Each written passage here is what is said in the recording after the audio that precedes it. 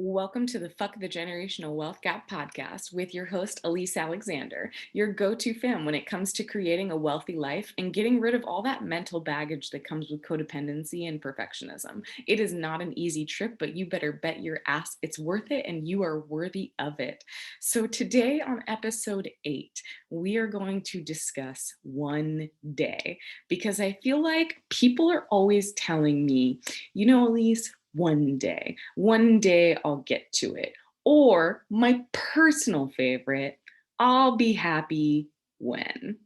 And I know that you guys know those people of like, I'll be happy when, or one day I'll do this. But what we're going to go over today is why is wealth language so freaking important?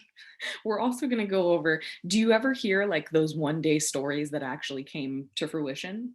We're also going to talk about, is it possible to enjoy the whole journey and not just the mountaintop? We are also going to mention, why is it important to not look for anything outside of yourself? That one was a big one for me to learn. And why one day is literally the death phrase to six-figure earners or above. So I'll start with one day and the story that came to me, because I always end up experiencing people in earlier parts of my life who were like, I really want to do this thing. It's so empowering. It's going to create change in the world. And then the next sentence would be like, one day.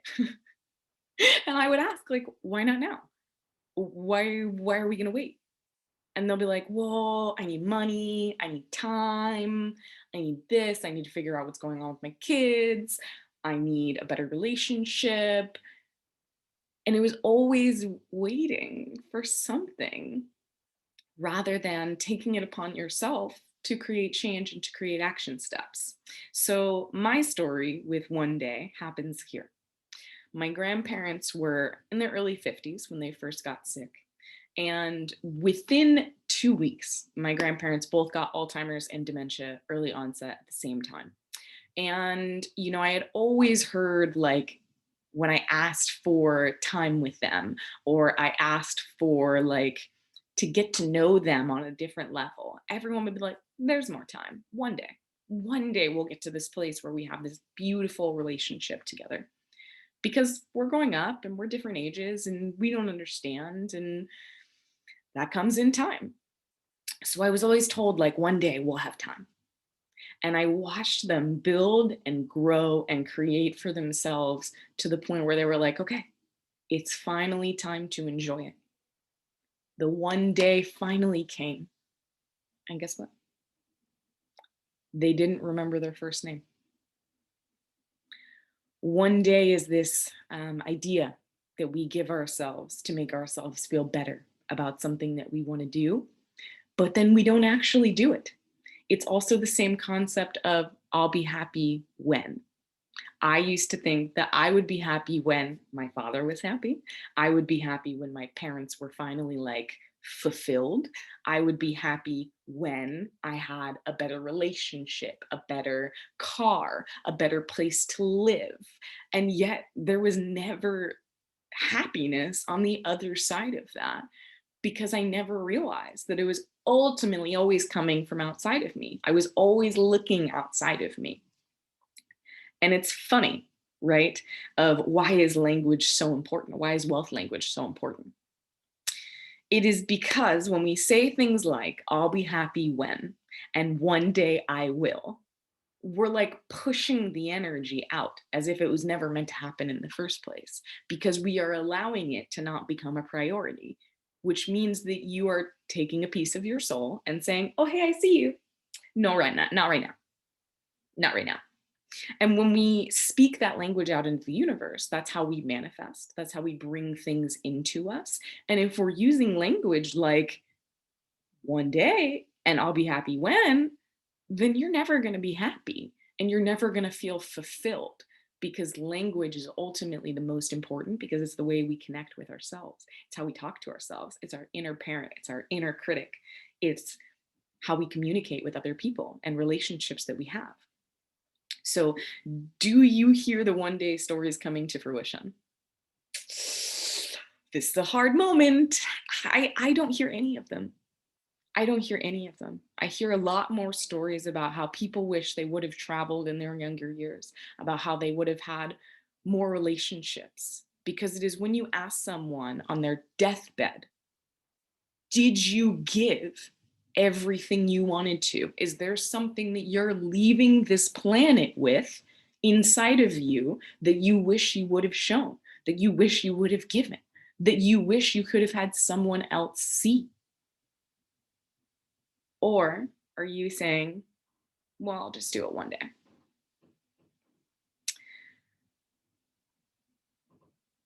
So I'm going to tell you, instead of one day, what about now? What about now? Because why is one day the death phrase to six-figure earners or above? It is because one day never shows up. There's never going to be a right time. There's never going to be a perfect time. There's never going to be enough time to where everything on the outside stops like shouting. There's never the best time. So we're just waiting for nothing. And I know that that might hurt, waiting for nothing. So then what do you have to waste? What are we waiting for? Because then people with six-figure companies, entrepreneurs, people who are looking to make a difference, if they said one day, then there would be no such thing as Apple. There would be no such thing as Warren Buffett being the most incredible investor. There would be no such thing as these things because they would have just waited one day. There would have been no Disney. And I truly believe that that is why waiting is the death phrase, because there is no best day. So next question, is it possible to enjoy the whole journey? Oh, you guys, I used to think that at the end of the day, when you got to the mountaintop, that there would be other people there or that you would just enjoy the whole thing. But what I realized is that people didn't want to enjoy the way there. They only wanted to get to the end result. But guess what? If we're spending our entire life creating just the end result, then you're not going to enjoy any of the prior moments. And then if it's over, it's over. So we need to start enjoying the journey. Because when you have a vision, when you have a dream that's big, that's bigger maybe than you can even conceive it to be, it's going to take more than you. Yeah, I'm going to say that again. It's going to take more than you. You cannot do it alone. And those dreams, those journeys, they aren't like 2 months to complete. These are 10-year visions because that's really what it takes to change the world, to create true change, and to build something that can last, that is a legacy, that is changing the generational gap. So I do believe that you can enjoy the journey, but you have to find a way to enjoy the way up the hill just as much as you enjoy getting to the hill, because we're going to spend so much more time getting up the hill than we are being on the hill. So why is it important to not look for anything outside of yourselves? This one took me a longer time to learn, and I needed to repeat several patterns over and over and over and over again until I figured it out. So I will give you my quick version of. I was one of those people who kept having significant others in relationships who were never as in the relationship as I was, who really didn't actually want the same things. And I kept attracting not spiritual, not integrated people in pain. And I kept reattracting and reattracting and reattracting the same relationship and the same uncomfortability, and just wanting to allow myself to be loved because I couldn't see it. So first relationship I get into, I'm like, oh my God, everything's amazing. And then 2 weeks later, I'm like, okay, obviously I had no idea who this person was. I'm super grateful that I took a moment. And you're like, okay, like pattern done, realize you, next relationship. Also very similar. And you start to see Oh, okay, you know what? This person also does similar things. Um, okay, this person doesn't respect me. Um, okay, so now what? And I'm like, okay, I'm like only two people. I'm like, that's not like a lot. That's not a pattern. So I dismiss it again. And then I get into a relationship where I'm really excited to be in this relationship. I feel very safe. I feel very comfortable. And this person cheats on me. And it totally creates such mistrust and such disrespect and such anger inside of me that I was like, you know what? It's everybody else. It's everybody else's pattern. I don't understand. And I couldn't see it. And so I did not date for a long period of time. And when I put myself back out there, I was like, like this is going to be the thing to change. Like whoever I find next will be the person. And I jumped into this, well, I wouldn't say jumped. I entered into this relationship, eyes wide open, 3.5 years, incredibly beautiful man, incredibly safe man, incredibly connected, much more than my other significant others were. And then about like 2.5 years in, I feel a shift. And I could have left with the shift, but I was like, no, he's gonna figure it out.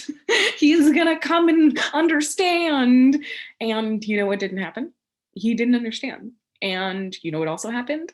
When I asked, like, hey, why haven't you said you love me? He was like, I don't know. I don't know. I don't even know if I love you actually. And I was like, oh my goodness. If you don't even know that you love me, then what are we doing here? And I literally got home and I cried so much, my face hurt. And I finally had my first huge aha. Oh my God. I'm constantly looking outside of myself for love because I do not love myself. And in that moment, in that aha, I was like, oh my God, if I continue to seek outside of myself, answers, questions, relationships, I will continue to always seek outside of myself instead of using what I have inside of me to answer whatever it is that I'm answering. Because we have intuition, we have all of these modalities to keep us into our body, to keep us connected. But yet, there's still all of this fear that that's not going to happen. So, you have to make a promise with yourself to start.